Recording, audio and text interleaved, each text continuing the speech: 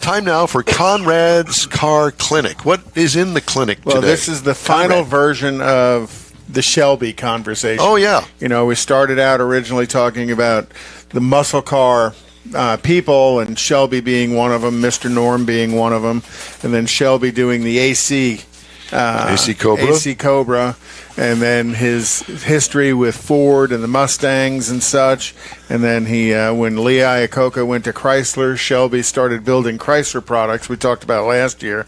Well, at the end of the production run, Shelby built one called the Shelby Series 1, and it was the only truly ground-up Shelby car that was ever made.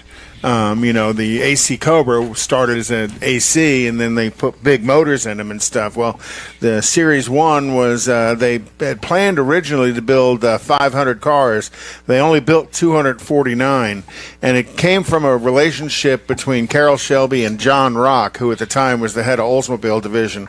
John Rock had come to Oldsmobile from GMC Truck, and he was building the Cyclone and Typhoon over there at GMC Truck.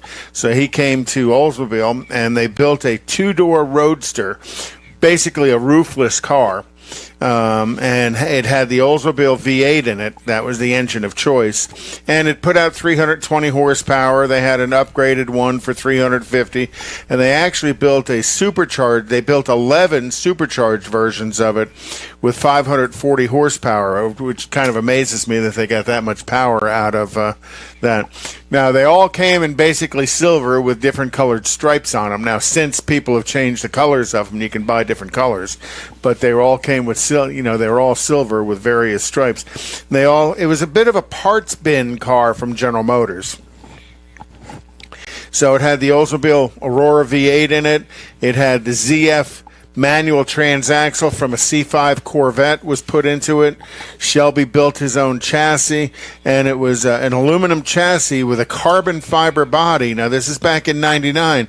Pretty high tech for the day, the contents of the car. And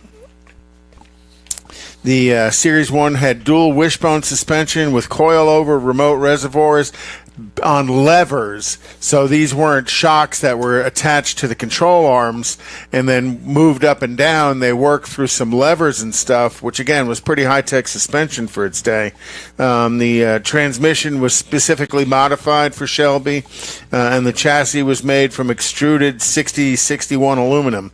It came with the creature comforts you expect of a performance luxury car: power steering, four-wheel disc brakes, factory air conditioning, power windows, AM, FM, CD audio system. Goodyear made tires specifically for this car that were actually based on IMSA Racing rain tires that they used. And they were all manual transmission cars.